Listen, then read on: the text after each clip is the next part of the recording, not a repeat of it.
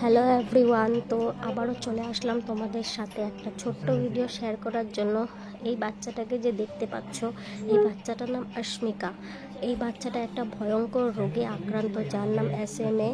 তো এই বাচ্চাটার চিকিৎসার জন্য প্রায় 16 কোটি টাকার প্রয়োজন।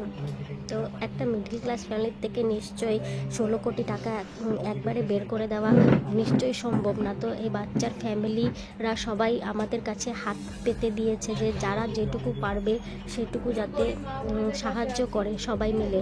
তা আমরা কি পারি না আমরা এই বাচ্চাটাকে সাহায্য করতে? এই বাচ্চাটার যে রোগটা হয়েছে, রোগটাতে বাচ্চাটা না হিলতে পারে, না মাথা ঘোরাতে পারে, না হাত হিলাতে পারে, খালি একটু একটু চিল্লাতে পারে বাস।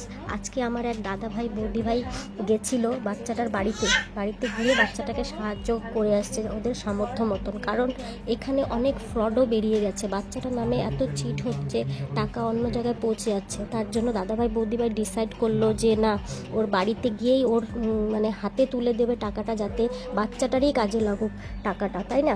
তো এই বাচ্চাটার নামে একটা স্ক্যানারও আছে, আমি লাস্টে এই স্ক্যানারটা দিয়ে দেবো। তোমরাও যদি পারো, যার যতটা সম্ভব ততটা এই বাচ্চাটাকে তোমরা সাহায্য করো। আমরা কি পারি না একটা বাচ্চাকে নিজের জীবনটা ফিরে দিতে?